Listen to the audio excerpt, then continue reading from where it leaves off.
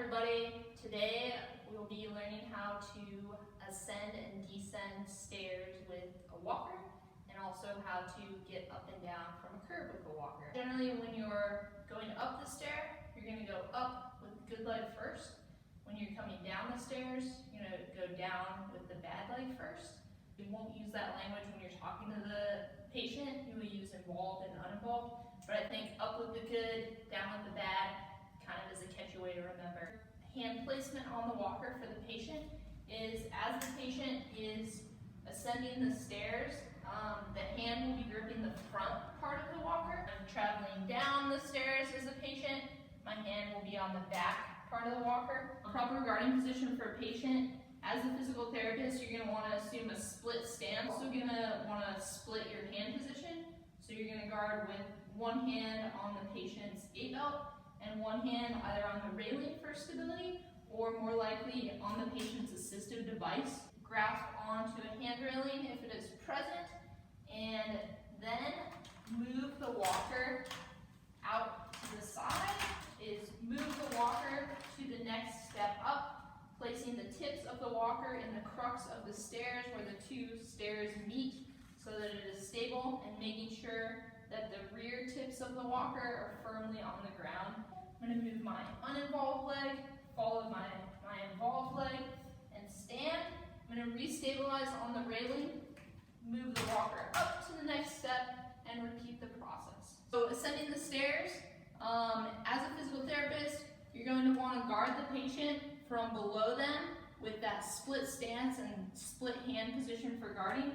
So Pete, what I'd like you to do is grasp that hand railing with your left hand for me.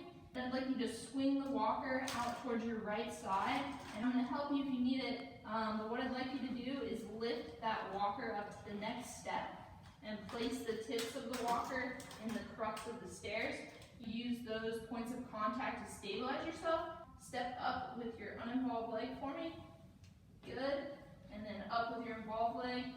Good. Now we're going to move the walker to the next step. I'm going to grasp the back of the walker to descend the stairs. So I'm going to place the walker again with the tips in the crux of that stair. I'm going to start with my involved leg and use my uninvolved leg as my base of support to lower my body weight. So I'm going to support my body through my upper extremities. I'm going to go down with my involved leg and then meet it with my uninvolved leg. Pete, what I'd like you to do is place your right hand on the railing for stability. With your left hand, I'm going to help you kind of maneuver the walker out to your left side. And you're going to grasp right on the back of the walker. We're going to place the walker in a stable position. And as you descend the stairs, we're going to go the opposite way. So you're going to step down with your involved leg first, and then lower with your uninvolved leg. Step down. Good.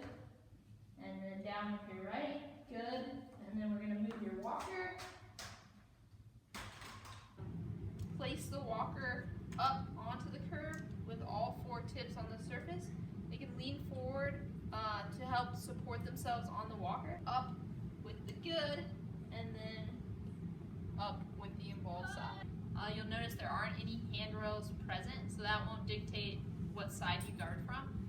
Instead, you're going to want to guard on the patient's weaker side or repeat. So the first thing that we're going to do is place the walker up on the edge.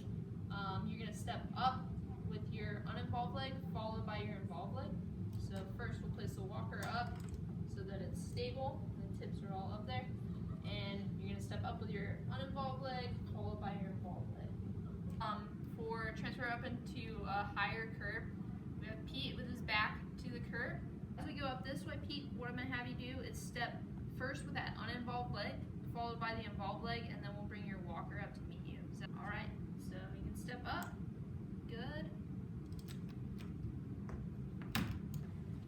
Place the walker on the surface below, and then descend first with the involved leg, and then with the uninvolved. Pete, as we go down the curb, what I'm going to have you do first